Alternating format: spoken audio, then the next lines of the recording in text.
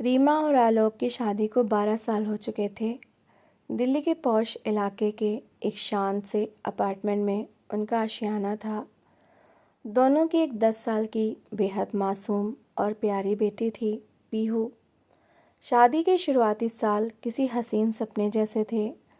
रीमा, जो कॉलेज के दिनों में अपने बैच की गोल्ड मेडलिस्ट हुआ करती थी और जिसकी लिखी हिंदी की कविताएं और शायरी लोग चाव से सुनते थे, उसने शादी के बाद अपनी पूरी दुनिया आलोक और पीहू के नाम कर दी थी। उसके लिए सुबह की शुरुआत आलोक की पसंद की चाय बनाने से होती और रात आलोक के आराम का ध्यान रखने पर ख़त्म होती। सहेलियां अक्सर कहती थीं, रीमा, तूने अपनी पढ़ाई, अपनी काबिलियत सब घर के चूल्हे चौके में झोंक दी। तब रीमा हंसकर कहती, मेरा परिवार ही मेरा करियर है। आलोक की तरक्की और पीहू की मुस्कान में ही मेरा गोल्ड मेडल है। आलोक एक मल्टीनेशनल कंपनी में सीनियर मैनेजर के पद पर था। उसकी हर छोटी बड़ी ज़रूरत को रीमा बिना कहे समझ जाती थी।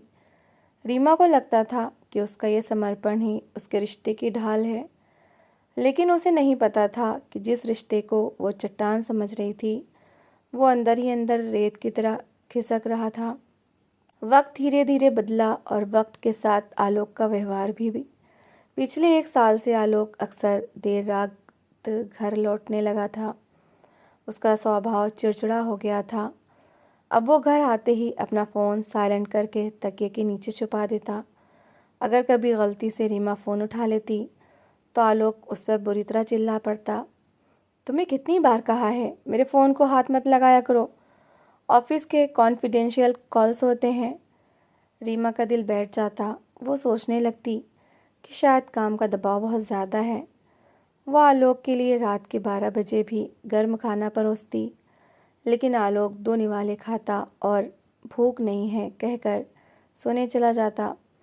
दोनों के बीच बातचीत का सिलसिला सिर्फ हाँ और ना तक सिमट कर रह गया था। रीमा को रातों को नींद नहीं आती थी। उसे महसूस होने लगा था कि आलोक उसके साथ होकर भी उसके साथ नहीं है। उसकी नज़रों में रीमा के लिए अब वो सम्मान और प्यार नहीं बचा था जिसकी वो हकदार थी। लेकिन रीमा अपनी ही इस शंका को ये कहकर दबा देती कि वो अपने पति पर बेवजह शक कर रही है। कहते हैं कि झूठ की उम्र बहुत छोटी होती है। एक शनिवार की रात आलोक एक ऑफिशियल पार्टी से लौट कर आया था। वो शराब के नशे में था और आते ही बिस्तर पर बेसुध होकर सो गया।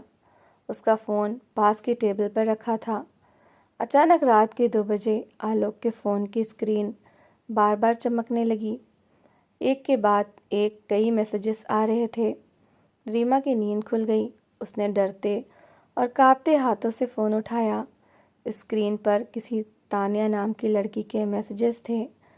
रीमा ने जब व्हाट्सएप खोला तो जो चैट उसके सामने थी, उसने उसकी रूह को कँपा दिया। चैट में लिखा था, आलोक, तुम घर पहुंच गए। तुम्हारी बीवी ने फिर से सवाल जवाब तो नहीं किया है ना? I miss you so much. जल्दी ही हम इस रोज़ रोज़ के नाटक से दूर अपनी दुनिया बसाएंगे। रीमा के हाथों से फ़ोन छूटकर बेड पर गिर गया। उसकी आंखों के सामने गहरा अंधेरा छा गया। उसने चैट को ऊपर स्क्रॉल करके देखना शुरू किया। पिछले 1 साल की पूरी कहानी उसकी आंखों के सामने तैर रही थी।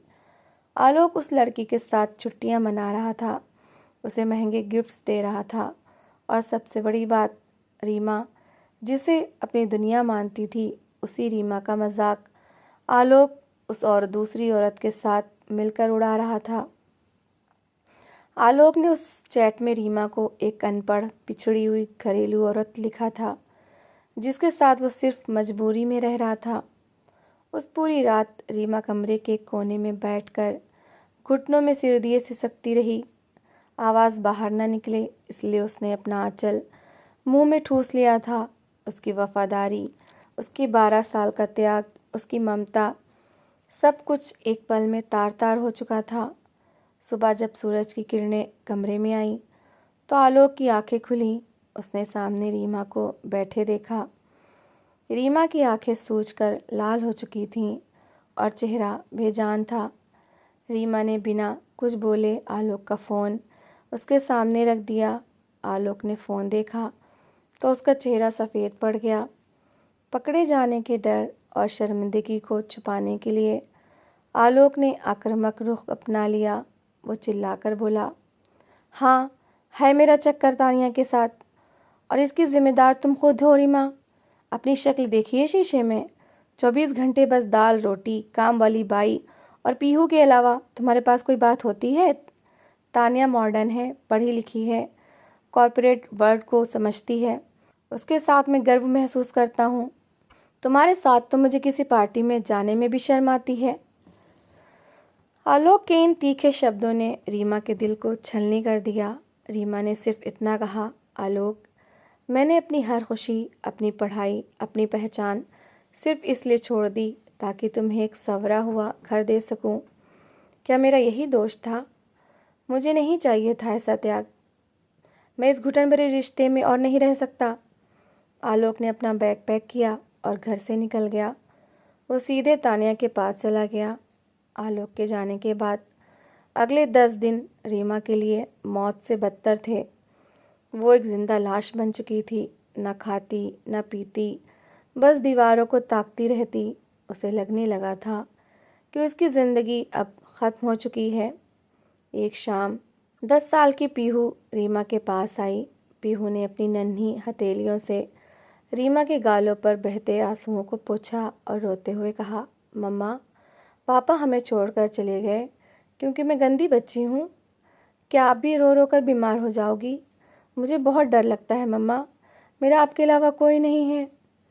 पीहू के उन आंसुओं ने रीमा के अंदर एक करंट सा दौड़ा दिया।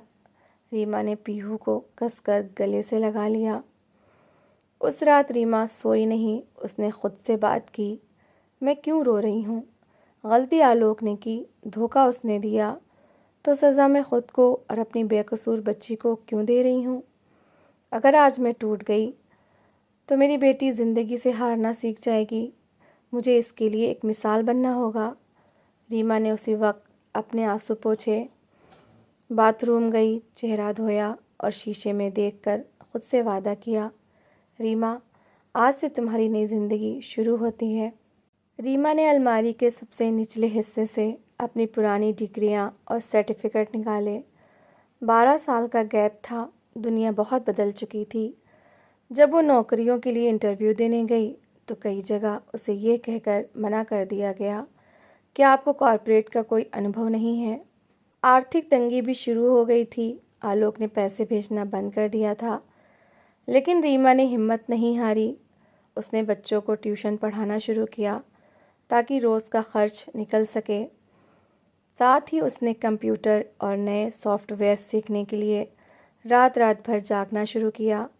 रीमा की हिंदी उर्दू ज़ुबान पर पकड़ बहुत अच्छी थी और उसकी आवाज़ में एक ठहराव था। उसने अपनी इस काबिलियत का इस्तेमाल किया और एक लोकल डिजिटल मीडिया कंपनी में बतौर कंटेंट राइटर और वॉइस ओवर आर्टिस्ट के रूप में काम करना शुरू किया। शुरुआती सैलरी बहुत कम थी, लेकिन जब पहले महीने की सैलरी का चेक रीमा के हाथ में आया तो उसकी आंखों में आंसू थे। ये आंसू कमज़ोरी के नहीं, बल्कि आत्मसम्मान और आज़ादी के थे। रीमा ने धीरे धीरे मेहनत के दम पर अपनी कंपनी में अपनी जगह पक्की कर ली। लोग उसके काम और उसकी सलीकेदार भाषा के दीवाने होने लगे। 2 साल के अंदर ही रीमा उस डिपार्टमेंट की हेड बन गई। उसने एक छोटा लेकिन बहुत सुंदर फ्लैट किराए पर ले लिया और पीहू का एडमिशन शहर के सबसे अच्छे स्कूल में कराया। अब रीमा पहले से कहीं ज़्यादा सुंदर, आत्मविश्वास से भरपूर और शांत नज़र आती थी। इधर आलोक की ज़िंदगी में सब कुछ वैसा नहीं चल रहा था जैसा उसने सोचा था। तानिया को आलोक से नहीं, बल्कि आलोक की ऊंची सैलरी और उसके पैसों से प्यार था। जब कंपनी में मंदी आई और आलोक का डिमोशन हो गया तो तानिया का असली चेहरा सामने आ गया। घर में रोज़ रोज़ के झगड़े होने लगे।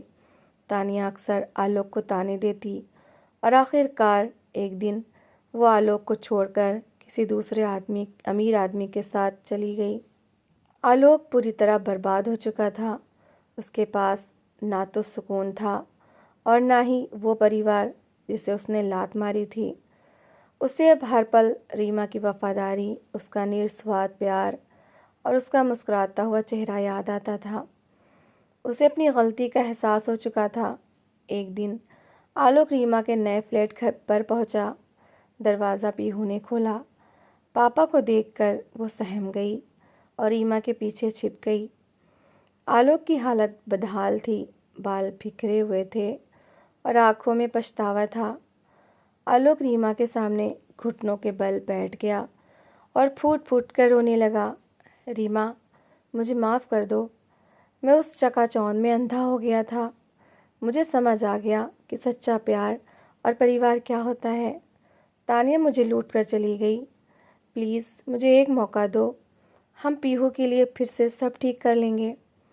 रीमा ने शांत नज़रों से आलोक को देखा। उसके दिल में ना तो कोई गुस्सा था और ना ही कोई तड़प। रीमा ने बड़े ही सलीके और ठंडे स्वर में कहा, आलोक, जब तुमने मुझे छोड़ा था तब मुझे लगता था कि मेरी ज़िंदगी ख़त्म हो गई, लेकिन आज मैं तुम्हें धन्यवाद कहना चाहती हूँ। अगर तुमने मेरा हाथ ना छोड़ा होता तो मैं कभी जान ही नहीं पाती कि मेरे अंदर कितनी ताकत है। तुमने मुझे एक घरेलू और कमज़ोर औरत कहकर छोड़ दिया था ना। आज देखो, मैं आत्मनिर्भर हूँ, अपनी बेटी को अकेले पाल सकती हूँ और मुझे अब किसी के सहारे की ज़रूरत नहीं है।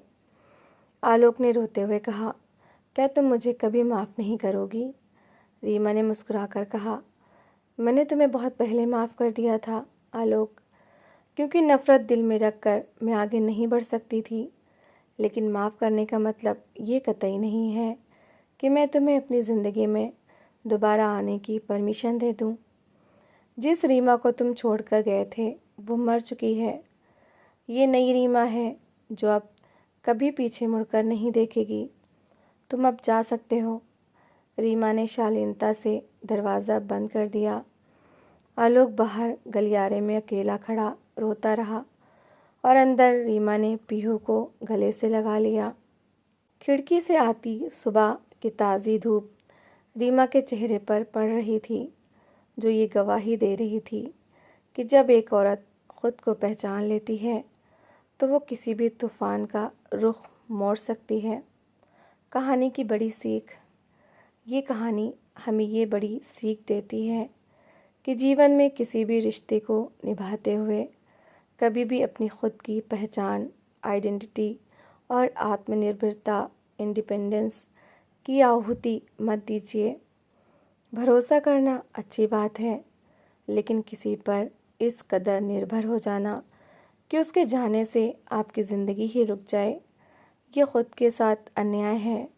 जब कोई आपका भरोसा तोड़ता है तो वो आपको तोड़ता नहीं है, बल्कि आपके अंदर छिपी उस असीम शक्ति को बाहर आने का रास्ता दिखाता है, जिससे आप खुद अनजान थे।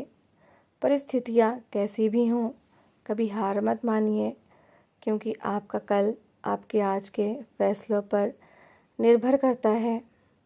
तो दोस्तों, इस कहानी को लेकर आपकी क्या राय है? कमेंट सेक्शन में अपनी राय ज़रूर शेयर करें। और अगर आपको हमारी आज की कहानी अच्छी लगी हो तो प्लीज़ इसे लाइक, शेयर ज़रूर करें। और ऐसी ही emotional, suspense, family story, love story, motivational story को सुनने के लिए मेरे चैनल को सब्सक्राइब ज़रूर करें। तो मिलते हैं एक नई और दिलचस्प कहानी के साथ। Thanks for watching.